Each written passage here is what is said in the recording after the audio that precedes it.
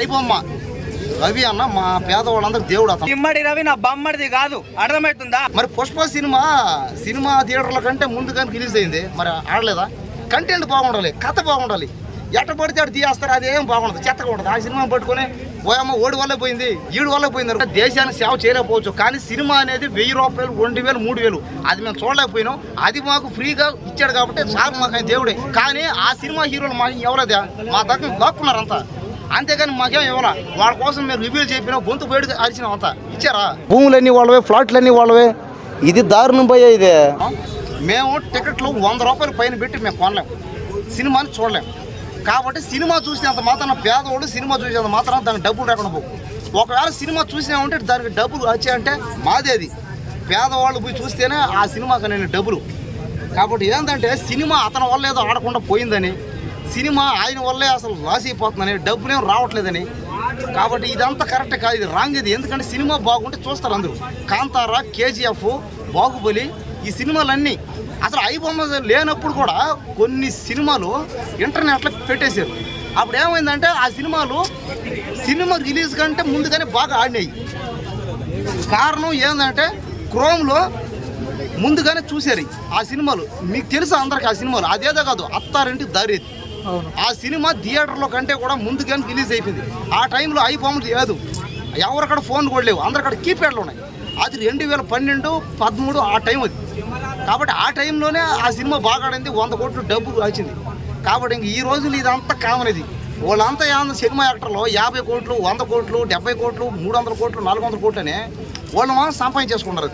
అదే అంత సంపాదన మేము సంవత్సరం అంతా కష్టపడ్డా కూడా అసలు సంవత్సరానికి 1,00,000 రూపాయలు కూడా సంపాదించలేకపోతున్నాం.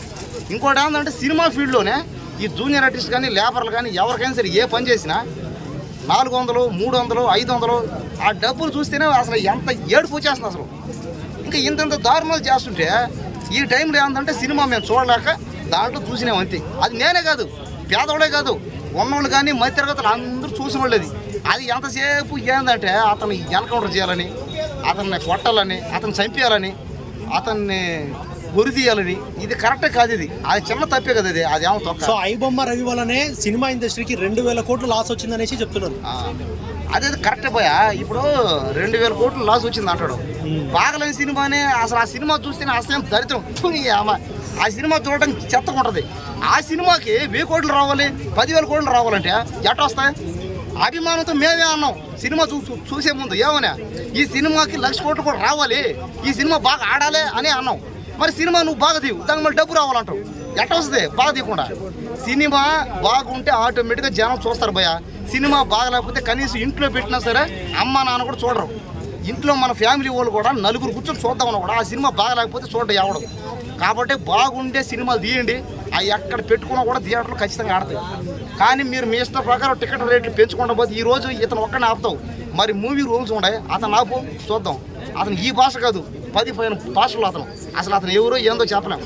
అదేవిధంగా క్రోమ్లో కూడా ఉన్నాడు, ఆయనకి పట్టుకో. కాబట్టి వెబ్సైట్లు చాలా ఉన్నాయి. ఇంకా ఈరోజు ఇతను నాకినంత మాత్రం ఇది ఎంత ఆగదు. ఇది సరే వరుస పెట్టి ఇంకా అరెస్ట్ చేస్తా పోతారు, ఎంతమంది చేస్తారు కదా. అదే వదిలేడు బెస్ట్. ఇదేదో సినిమా బాగా తీస్తే పుష్ప సినిమా చూడండి. మరి పుష్ప సినిమా థియేటర్ల కంటే ముందుగానే రిలీజ్ అయింది, మరి ఆడలేదా? కంటెంట్ బాగుండాలి, కథ బాగుండాలి. ఎట్ట పడితే అటు తీయేస్తారు, అదేం బాగుండదు, చెత్తగా ఉంటుంది. ఆ సినిమా పట్టుకొని ఓయమ్మ ఓడి వల్ల పోయింది, ఈడు వల్ల పోయింది అనుకుంటే ఎప్పుడు పోతుంది ఎవడి వల్ల? నీకు పని పాట లేకుండా ఏదంటే మాట్లాడు. ఇంకోటి ఏంటంటే ఐబొమ్మ రవిని ఏదేదో అనడం, రాన రకాలుగా అనడం. ఎందుకంటే పాజిటివ్గా అంటే ఐబొమ్మ రవి ఒక పెద్ద దొంగనే అనడం. అవన్నీ మాట్లాడితే వీళ్ళకేదో పెద్ద సినిమా ఫీల్డ్లో ఛాన్స్ వచ్చేస్తాయని అట్టగా మాడుతున్నాడు. అంటే దేవుడి మీద వీళ్ళు మాడతారన్నమాట. వీళ్ళు అంటే మన దేవుడినే బూతులు అడిగినట్టు చూసి ఆయన మాట్లాడడం. ఐబొమ్మ రవి అరెస్ట్ అయినప్పటి నుంచి బయట సోషల్ మీడియాలో ఒక శివాజీ లెవెల్లో ఆ వీడియోలు చేస్తూ ఎడిట్ చేస్తూ ఆయనకు పాజిటివిటీ ఎక్కువ ఇచ్చేస్తున్నారు. అంటే చాలా మంది బయట కొంతమంది ఏమంటారు అంటే ఆయన ఏమైనా దేశానికి సేవ చేసిండా, ఎందుకు అంత గనం ఆయనకు ఫ్యాన్స్ ఉన్నారు అని అడుగుతున్నారు. దాని గురించి మీరు ఏం చెప్తారు? ఎందుకంటే ఆయన బహుశా దేశానికి సేవ చేయలేకపోవచ్చు, కానీ సినిమా అనేది 1000 రూపాయలు, 2000, 3000 అది మేము చూడలేకపోయినాం. అది మాకు ఫ్రీగా ఇచ్చాడు కాబట్టి సార్ మాకు ఆయన దేవుడే. కానీ ఆ సినిమా హీరోలు మాకు ఎవరదా మా దగ్గర దాక్కున్నారు అంతా, అంతేగాని మాకేం ఇవ్వాలా. వాళ్ళ కోసం మేము రివ్యూ చెప్పినా గొంతు బయటకు అరిచినాం అంతా. ఇచ్చారా? లేదుగా. మాకేం ఇవ్వలేదుగా. కనీసం సినిమా ఫీల్డ్ కూడా పోయి చేస్తే పని జూనియర్ ఆర్టిస్ట్గా చేస్తే 300 400 డబ్బులు ఇచ్చారు. ఆ లైట్లు సెట్ వర్క్ లేబర్గా చేస్తే 500 ఇచ్చారు. అదేమనంటే కార్డు తీసుకోవాలంటారు. ఆ కార్డు తీసుకున్నా కూడా 500 600 అంతే. మరి ఇంకేమి ఇచ్చినారు? ఇంకా అది పనిగా ఇంకా ధర్నాలు దీక్షలు చేసినా కూడా పేదవాళ్ళందరూ ఒక 30% జస్ట్ ఒక 400 బదులు 500 డబ్బులు ఇస్తామంటారు. ఆ 100 రూపాయలు కూడా ఎవరు మళ్ళీ. కాబట్టి ఇదంతా ఏంటంటే అసలు రాంగ్ అంతా ఎక్కడుంది? వాళ్ళ దగ్గర ఉంది. పైగా అతన్ని ఎన్కౌంటర్ చేయాలని ఇది నేను అంటలే, అందరూ అంటున్నారు. ఏమని? అతను రవి చేసింది కరెక్ట్ అయినది, సినిమా వాళ్ళదే తప్పది, అన్ని కోట్లు వాళ్ళకి దేనికి, ఇది మరొక నేపాల్ అయ్యే ఛాన్స్ అన్నారు అందరూ. ఎందుకంటే వాళ్ళ ఫ్యామిలీ అంతా డబ్బు సంపాదించేసుకుంటారు. వాళ్ళ ఫ్యామిలీ అందరూ హీరోలే, వాళ్ళ తమ్ముడు హీరో, వాళ్ళ కొడుకులు హీరోలే, వాళ్ళ బంధువులు వాళ్ళే, అందరూ హీరోలే అందరూ. మిగతా వాళ్ళు అదనమాట పరిస్థితి. సరే హీరోలు అయితే అనుకో, ఒక్కొక్కరికి 50 కోట్లు 100 కోట్లు ఏంది పోయి ఆ డబ్బులు ఏంది? భూములన్నీ వాళ్ళవే, ఫ్లాట్లన్నీ వాళ్ళవే. ఇది దారుణం పోయే. ఇది ఇలా చేస్తే ఇంకా నేపాల్ కంటే దారుణం అయిపోద్ది ఇది. అంతే. ఆ కడుపు మంటతో వచ్చిందే ఈ ఐ బొమ్మ అనేది. అంతే.